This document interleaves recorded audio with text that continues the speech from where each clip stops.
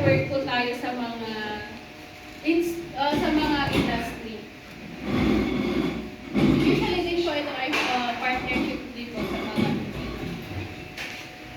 And next, alam po ba ninyo kung ano ang inyong training scholarship program?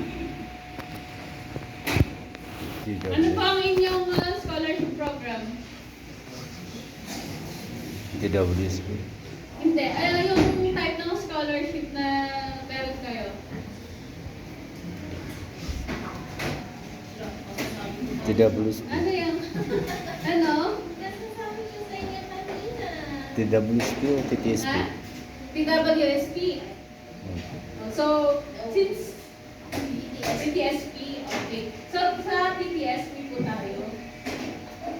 So, papasadaan ko lang yung ibang scholarship program. So, si TWSP or Training for Work Scholarship Program, actually, parehas naman sila.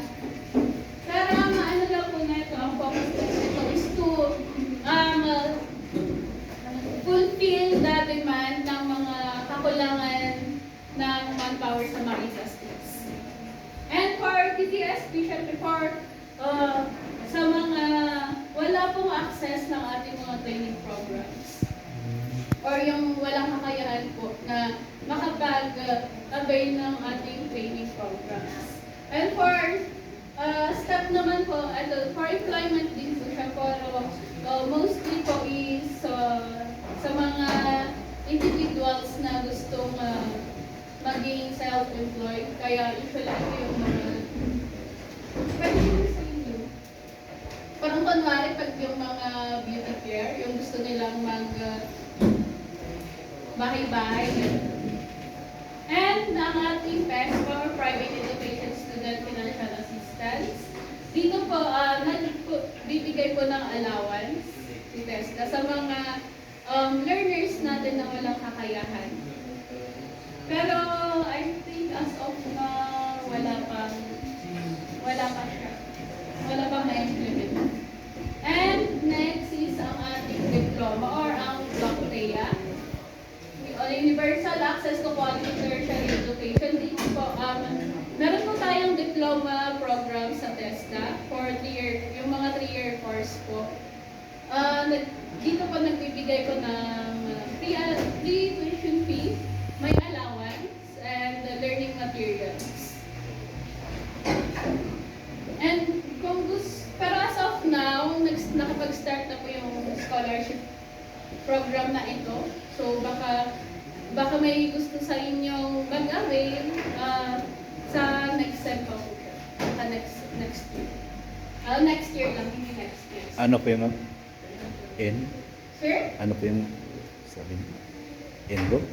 Hindi, kung baka may gusto mag-avail ng diploma scholarship. So, pwede po kayong mag-inquire. Pero as of now, nakapag-start na po ang ating mga diploma. Kaya until this December wala pa po. Doon ba lang sa Luwakan lang yun? Sir? Sa Luwakan lang yun? Sir, okay lang ba yung ano? Dati dumamat lang schools tayo mag-offer diploma like Seaside dito yung dito yung military cut-off, tapos Luwakan. Sa damot lang dito yung informatics. Informatics.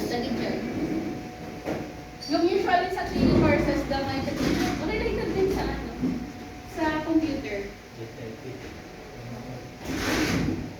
Pero ulitin ko, as of now, wala pa. Next year, go. So, yun po. So, ang inyong type of scholarship program ay? Yes, your?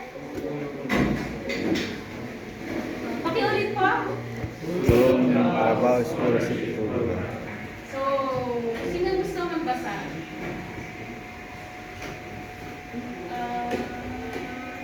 Sir, pakibasa po.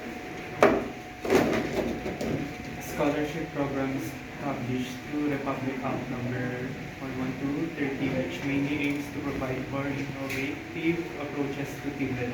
linked to the requirements of industry to primarily address unemployment and job skill mismatch through the delivery of selected training programs to qualified recipients. Alright, so gaya na nung sabi ko kanina, ang PTSP po natin ay para dun po sa mga walang kakayahan para makapag-access ng ating mga training programs. And of course, gusto rin po niya isolve yung problema sa unemployment and job skill mismatch. Kapag sinabi natin job skill mismatch, dito po yung kunwari, mag-a-apply ka as illustrator, pero ang alam mo ay web development.